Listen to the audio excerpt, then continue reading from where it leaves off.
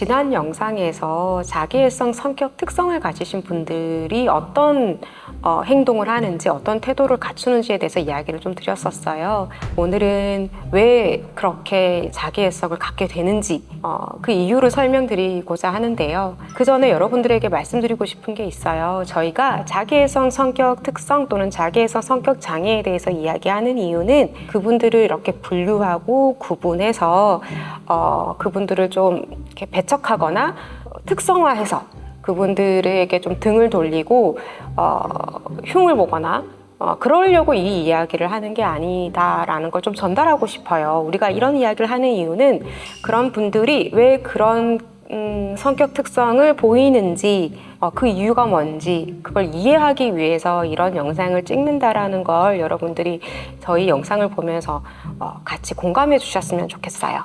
오늘은 자기애성 성격 특성을 가지신 분들 또는 자기애성 성격 장애까지 진단받으신 분들이 어떤 이유 때문에 그렇게 그런 장애나 특성을 가지게 됐는지 이야기를 한번 해볼게요. 첫 번째는 우리 다 같이 한번 고민해보고 싶은 게 있어요. 여러분들에게 질문을 좀 드리고 싶어요. 왜 끊임없이 타인에게 칭찬과 찬사를 듣고 싶어 할까요?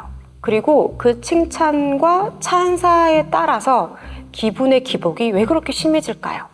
우리 다 같이 한번 생각해 봐야 될 문제인 것 같아요. 왜냐하면 저도 그렇거든요. 저도 누군가가 칭찬해주면 기분이 좋고 누가 나한테 잘한다 찬사까지 해주면 더 기분이 좋고 듣고 싶고, 아마 이 영상을 함께 하시는 분들 나도 그런데 그럼 모두 다 자기애성 성격 장애인가? 다 자기애성인가? 뭐 이런 생각이 들 수도 있을 것 같아요.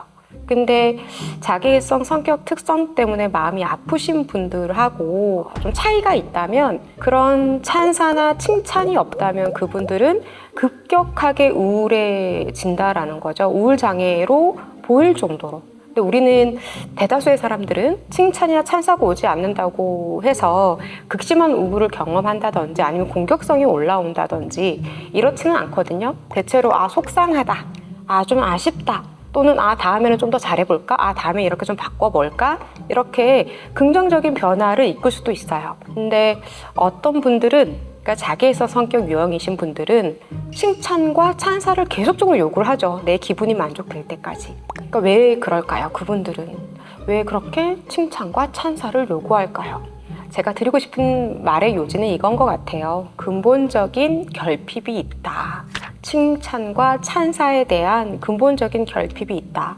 칭찬을 듣지 않은 사람 중에 어떤 사람은 그럴 수도 있지 이런 사람과 끊임없이 더 칭찬해줘, 왜 너 나 칭찬 안 해?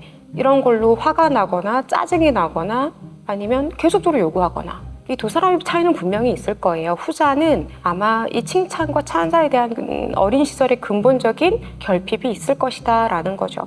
칭찬보다는 처벌이 우선적인 가정 환경이 있었을 수도 있어요. 예를 들면 90점 맞았는데 어떤 가정에서는 너무 잘했어, 90점이나 맞았다니 라는 가정이 있고, 어떤 가정은 왜 100점이 아니야? 다음엔 더 노력해서 100점을 맞아와. 네가 그렇게 할 만한 애기 때문에 내가 이렇게 얘기하는 거야. 너는 그 정도로 잘하는 애야. 그러니까 100점을 맞아. 라는 집이 있어요.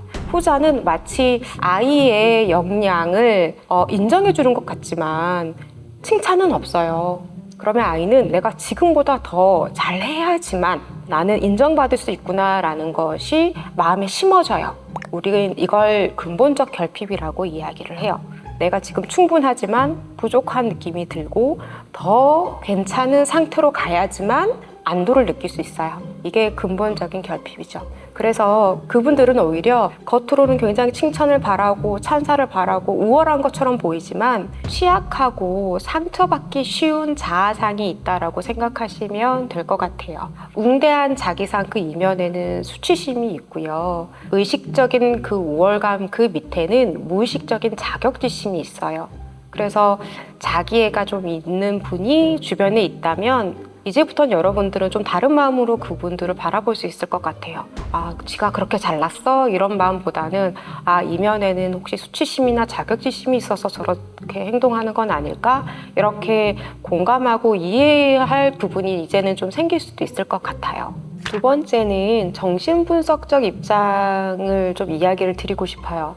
프로이트는 리비도를 가지고 이야기를 했거든요. 프로이트는 자기애성 성격의 특징을 갖고 계신 분들이 리비도가 자신의 신체와 정신에만 집중돼 있다라고 얘기를 하고 있어요. 원래 자기 성애가 대상애로 우리가 성인이 되면서 바뀌거든요. 근데 자기애는 자기 성애가 대상애로 바뀌지 못한 거예요. 그 이유는 애초에 발달이 안 됐을 수도 있고, 이거는 고착이라고 하고요. 발달이 되었는데 여러 가지 스트레스, 갈등 때문에 자기 성애로 다시 돌아갔을 수도 있어요. 이거는 우리가 퇴행이라고 이야기를 해요.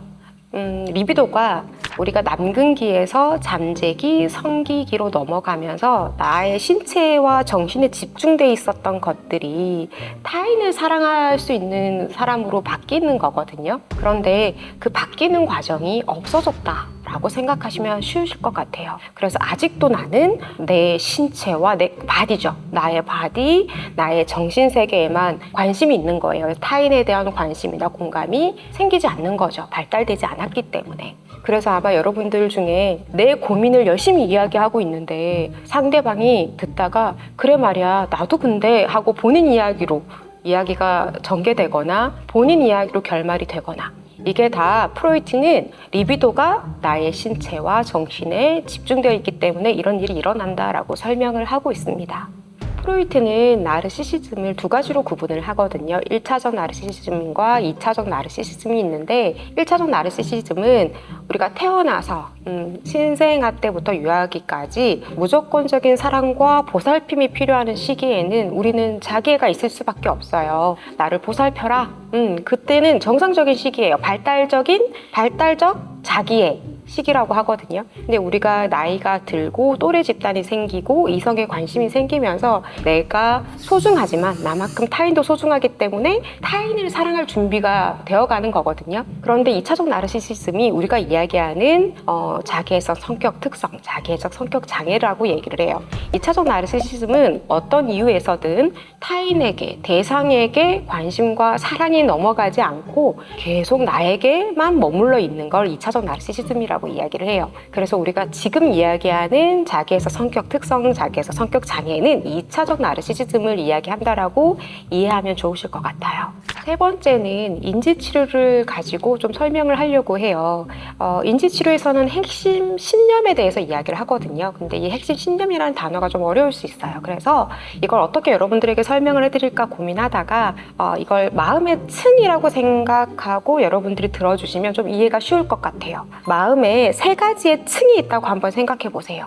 그 가장 밑바닥에 있는 게, 그래서 우리가 웬만하면 잘 보이지 않고 노력해도 잘 못 보고, 근데 내 무의식에 가득 차 있는 것이, 그게 내가 갖고 있는 가장 중요한 나에 대한 정의, 그게 가장 밑바닥에 있는 핵심 신념이라고 하고요. 이 핵심 신념에 따라서 생겨나는 나의 태도, 나의 가치관, 이런 것들이 중간 신념이라고 하고요. 그런 태도나 가치관 때문에 내가 드러나는 행동, 내가 스스로 하는 말들, 습관적인 행동, 이런 것들은 자기 지시적 신념이라고 해요.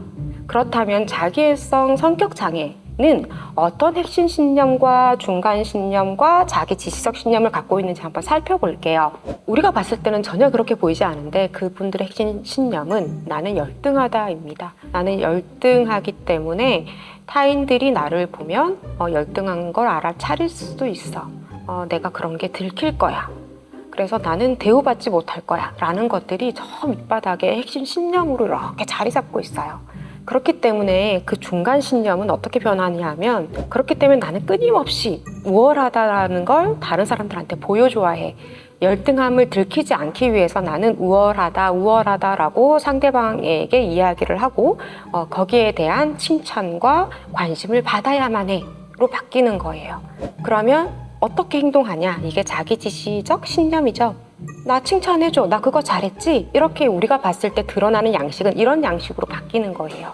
타인에게는 나를 칭찬해줘, 나 그거 잘했지, 나 괜찮은 사람이지 라고 말하고, 스스로에게는 어떻게 말하냐 하면 우월함이 끊임없이 보이도록 애써라, 열등한 걸 들키지 않으려고 애써라, 스스로 자기 지시를 하는 거죠.